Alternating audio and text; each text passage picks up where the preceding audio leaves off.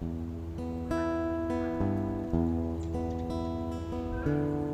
guys, you're listening to the Forestry Project Podcast with me, your host, Jace McCauley. We are the source for how to better manage your land and achieve forest legacy reimagined. So let's get into the show, and I hope y'all enjoy it. Alright guys, and with that, welcome to episode 6 of the Forestry Project Podcast. So we've talked a lot about ecology, getting your management plan together, and then I talked about how to start managing for kind of the ecosystem as far as sunlight, water, moisture, stuff like that goes. But there's a very other important point that we should consider when we're thinking about management, and that is managing our expectations. So we've talked about, where species grow and thinking about the silvics of the site, looking at the silvics manual, but also we need to manage our expectations as landowners, land managers, and especially in that time component. So if you think about it, the forest that you're managing didn't start overnight and become what it is. The old saying, Rome wasn't built in a day, is the same way with forest. So when you're thinking about land management, start looking into, if you plant a tree today, you're not going to see that rapid growth, and it's not going to grow to full size by the next day that you're out. So really having a time piece can be very beneficial when you're thinking about that. So getting into that, we have a return guest, Dr. Kush, which I don't feel like he really needs an introduction. If you want to learn a little bit more, I encourage you to go back and listen to episode 3 where we're talking about ecology. But let's go ahead and get into it and talk about that time component. Dr. Kush, how are you today? Pretty good. And you, Jace? I'm doing very well. Well, thanks for having me back. I love what you're doing. As I've said, you're welcome. Anytime you want to be on, you're more than welcome. When we start thinking about land management and that time component, let's first think about what is the average time that it takes for a forest to go from, bare dirt to kind of what we see out there today. You kind of gave a pretty good overview, and your sort of opening to this is that it takes time. And so it does. That time is going to be really related to the species that you're working with. Yep.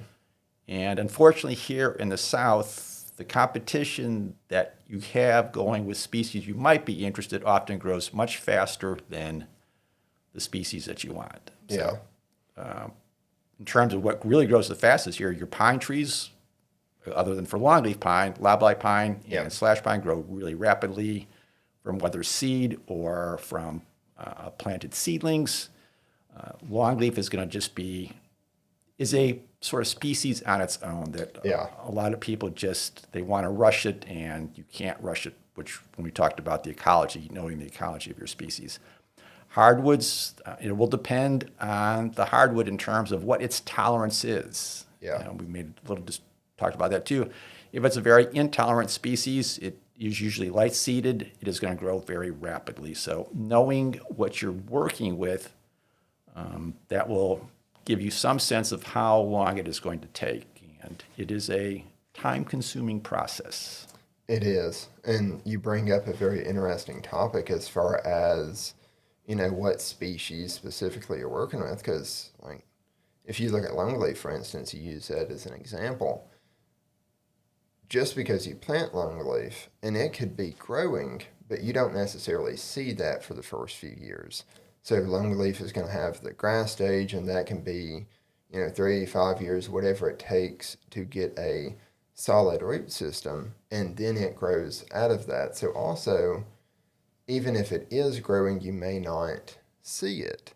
But sometimes when we plant trees, there's typically some sort of time period, and it does depend on species, that the tree is just trying to get adapted to the new site. If the trees, so we done a video a few weeks back about planting some sourwood.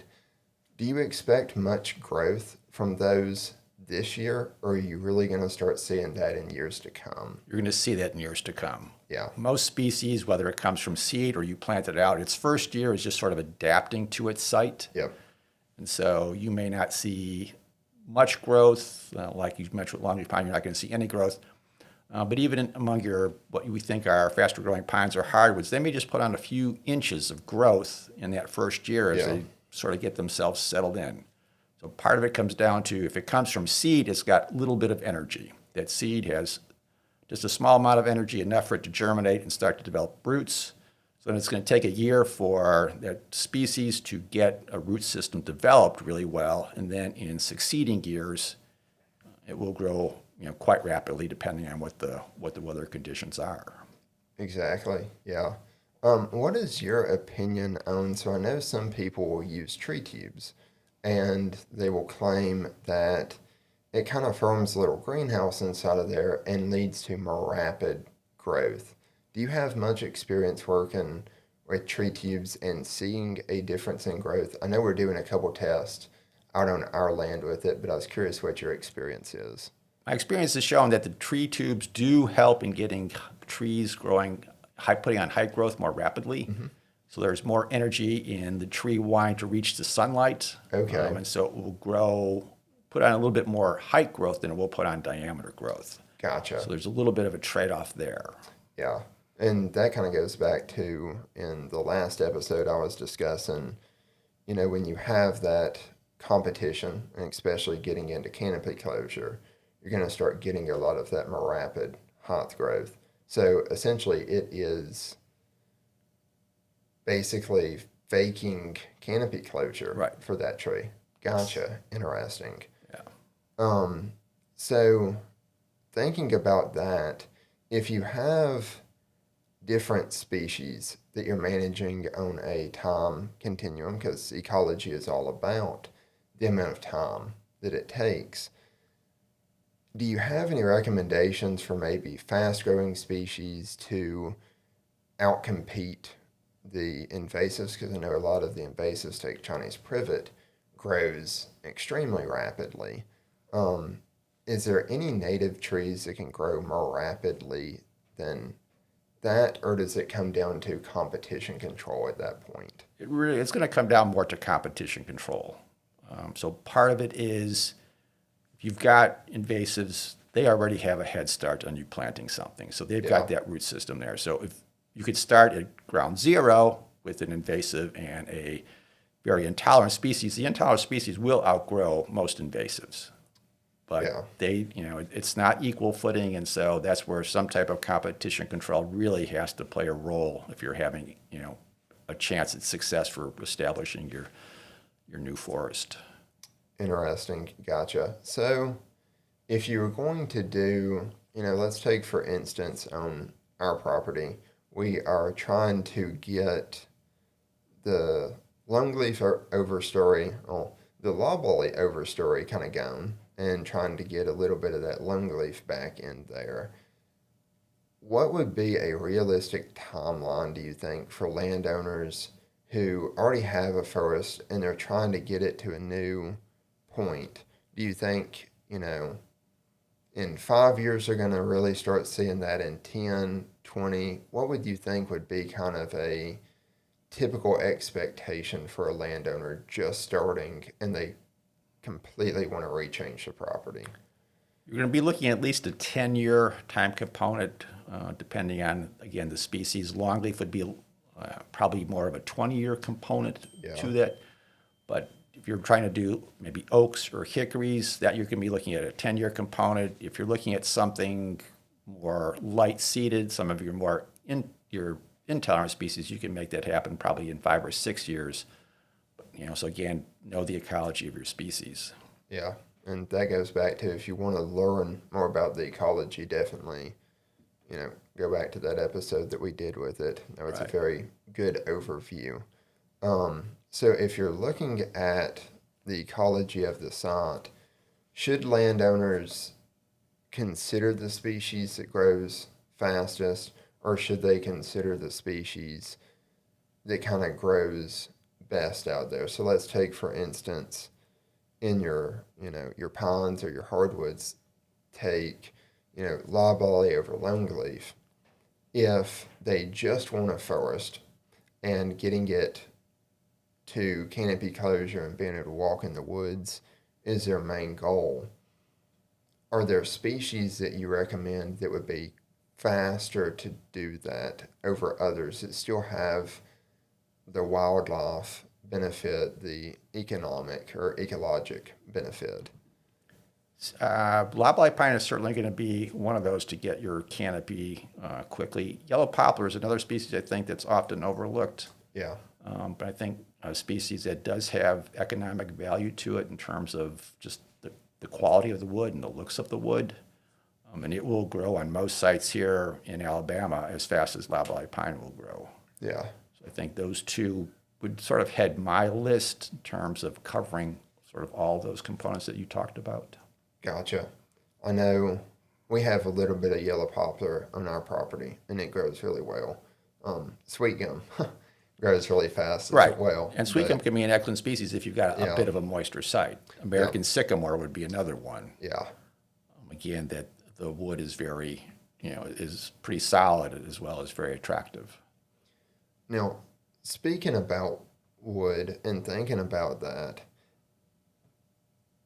is there a trade-off that you get getting that faster growth, especially from the economic side?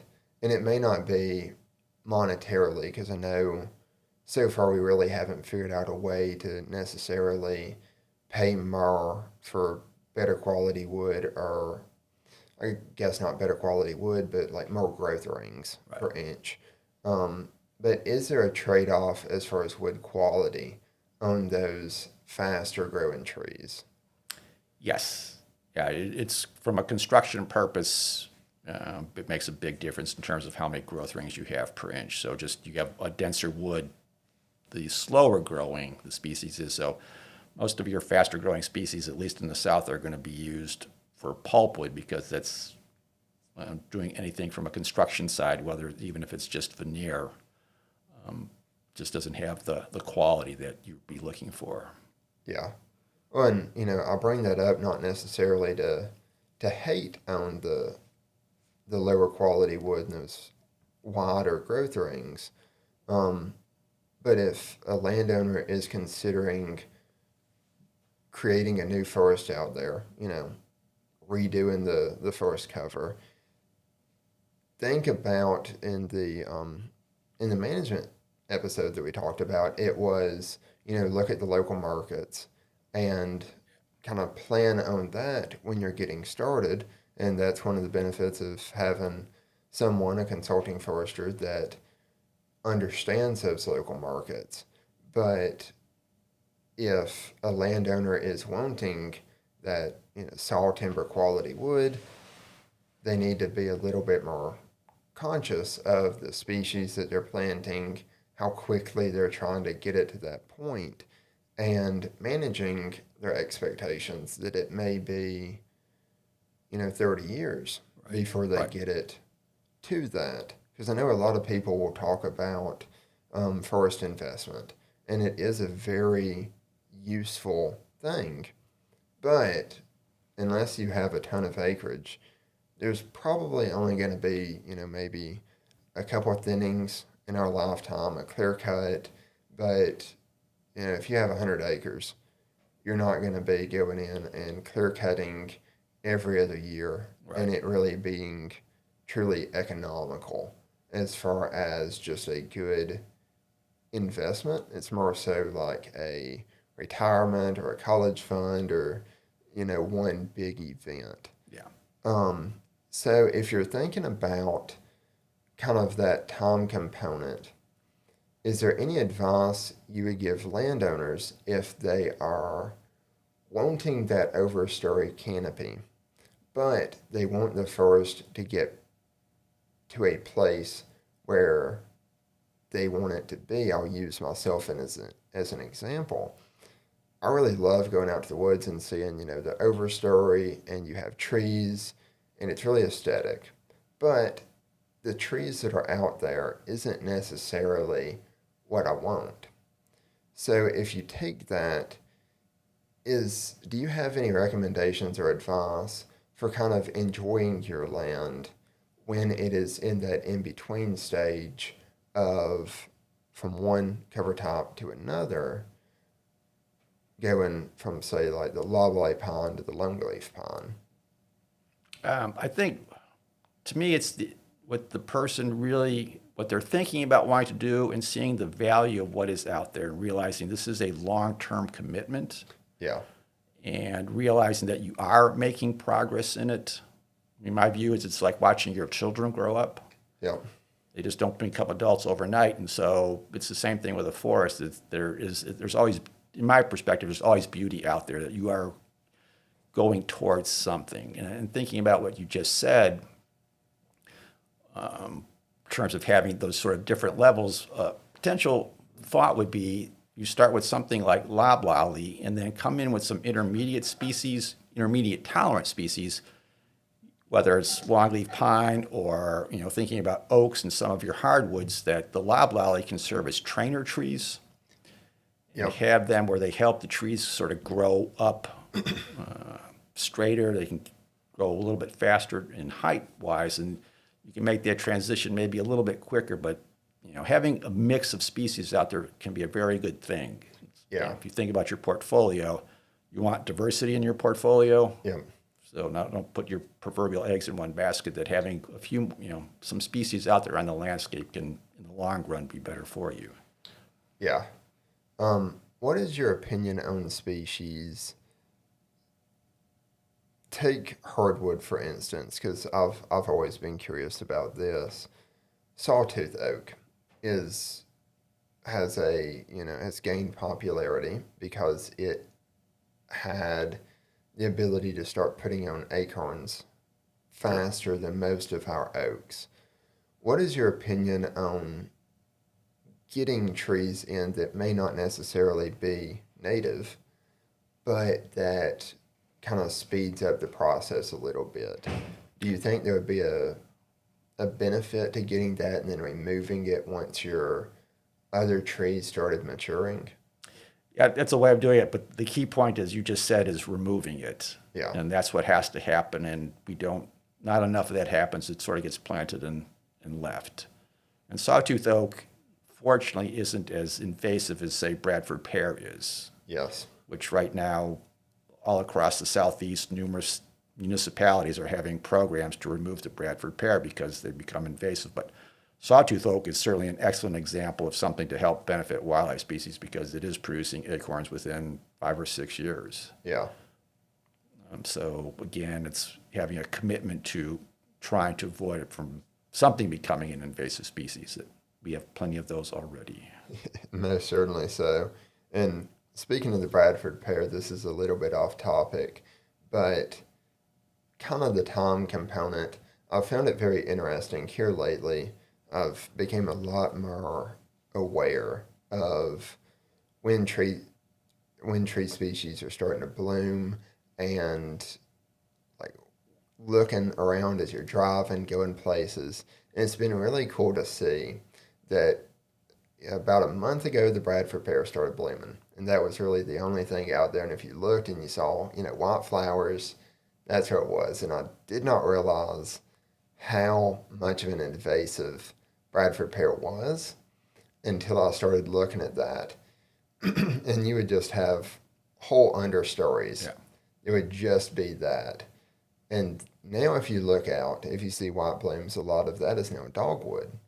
So understanding, not necessarily just long-term time, but that short-term time is also really cool to start paying attention to learning species better.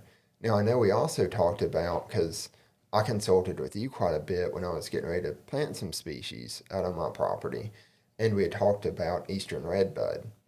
And one of the benefits that you had shared was it bloomed earlier in the year. So I was only able to get one and plant it, but I hope to get a lot more, and I have seen them blooming right now as well. What is your advice for kind of spacing out when everything would bloom when everything would be producing fruit, producing acorns, do you think there is a lot of benefit of picking species based off of that to kind of have as long of a bloom time as possible for your pollinators, and then as long of a fruit, acorns, nuts, whatever the case may be in the fall for your wildlife? That is what everyone should be doing. Yeah. That's just a perfect thing. If we think about that's really how nature operated too. Yeah. I've already alluded to Bradford pear and eastern redbud. So there's always this sort of sequence of events that went through in nature. I think a prairie is an excellent example, as you have a lot of your wildflowers in a prairie flowering now when pollinators are getting started. Yep.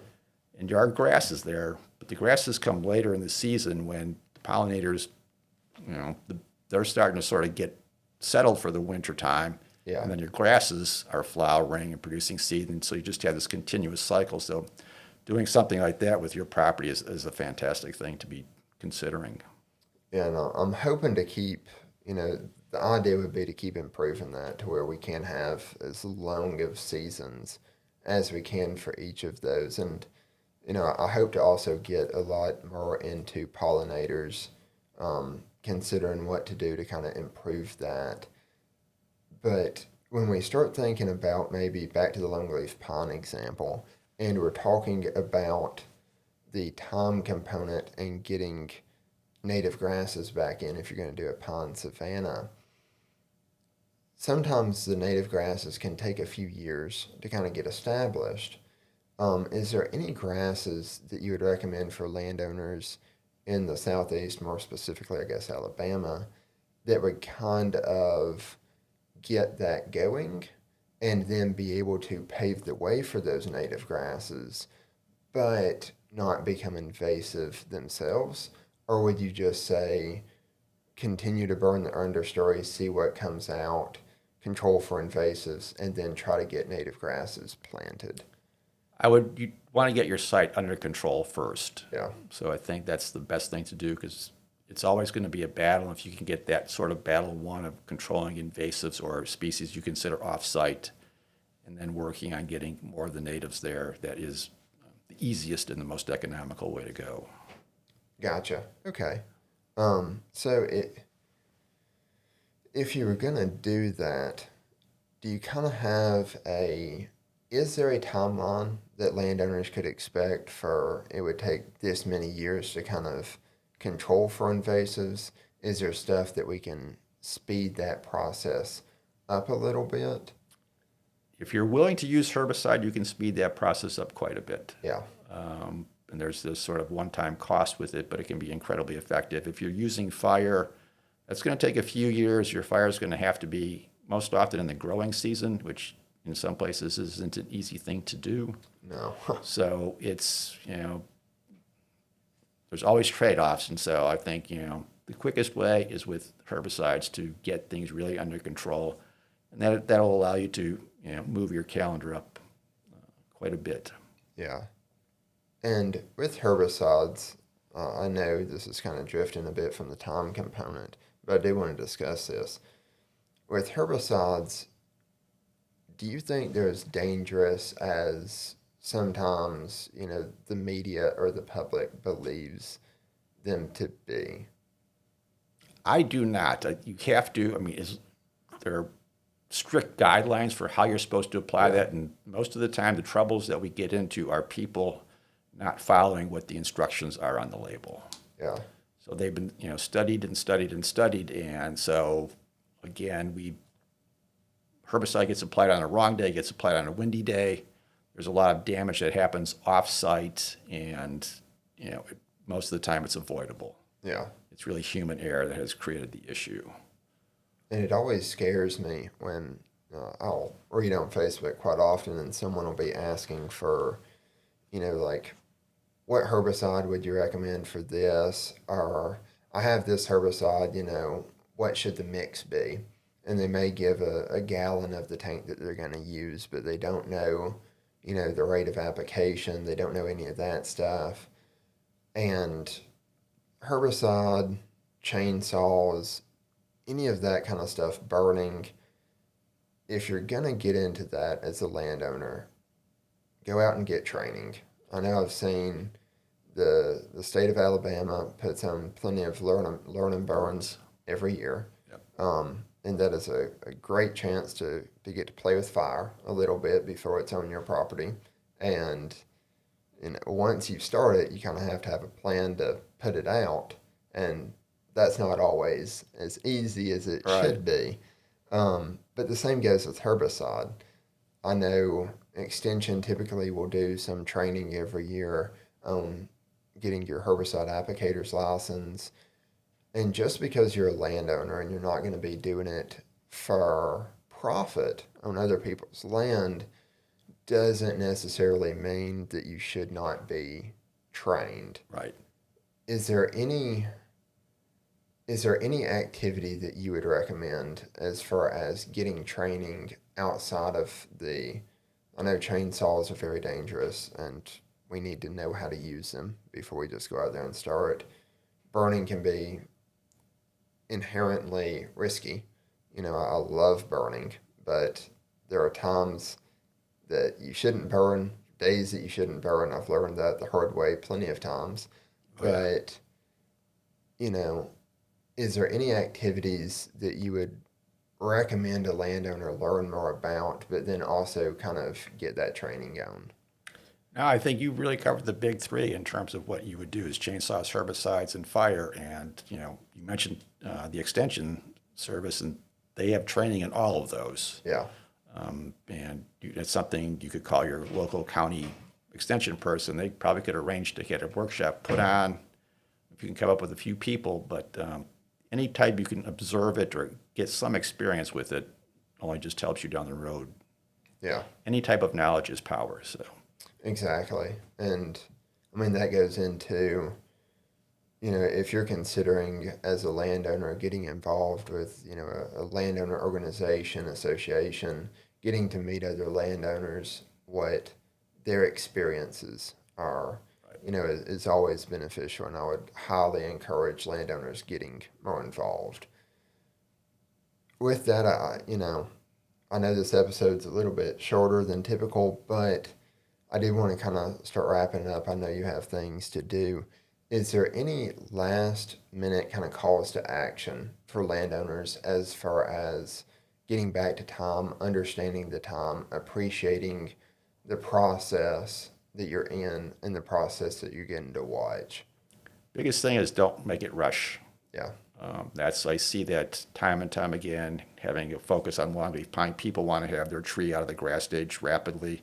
Yeah. And if you get it out of the grass stage, it's not going to do what nature did. So it's a lengthy process. Just enjoy the ride. Yeah. It's a wonderful experience, and just allow it to play out as nature would, and don't push it. I could not have said it better myself. With that, Dr. Maggard. With Close that, Dr. Kush, thank you very much for your time. I've thoroughly enjoyed this conversation. I hope the landowners have gotten something out of it. If you have gotten something out of it, I encourage you, give us a review on Apple, Spotify, leave us a comment on YouTube if you're watching the video versions out now, and share it with a friend or a family member that you think will get something out of it. Until next time, happy management and God bless.